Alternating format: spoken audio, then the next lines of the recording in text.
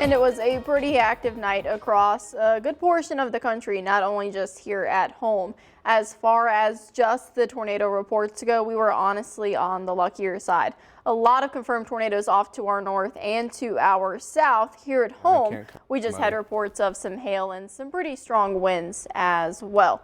Here's where the storm system is right now. It's continuing to push off to the east. Early this morning, parts of the deep south and mid-Atlantic, we're seeing a tornado watch. Now there's a severe thunderstorm watch over portions of the northeast as that cold front continues to travel.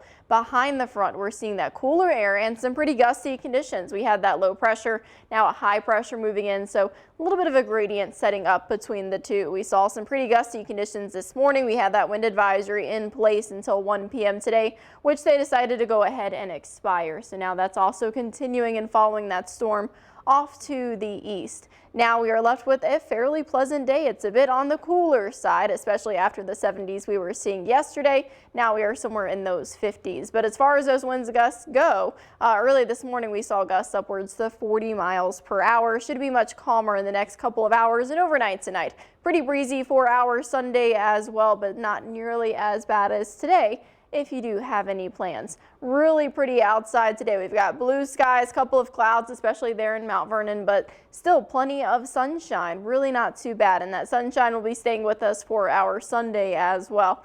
We're in the upper 40s in parts of southern Illinois, especially on that northeast section. A bit warmer down into parts of SEMO, Poplar Bluff and Kennett, both around 63 degrees. So really not a terrible day. We're going to continue to drop in the next couple of hours.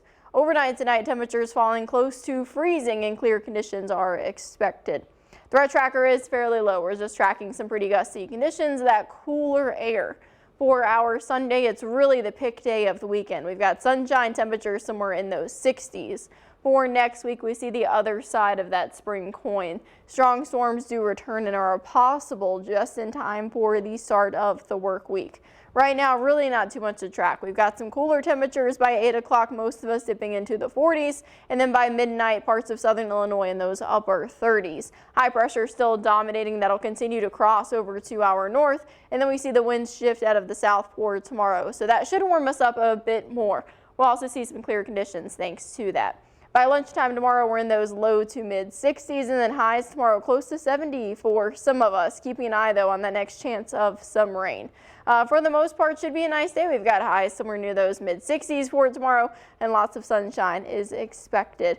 Great to have the Storm Track 3 app this morning. Prove that with that wind advisory, and then even next week, we're going to have to keep an eye on that severe weather outlook.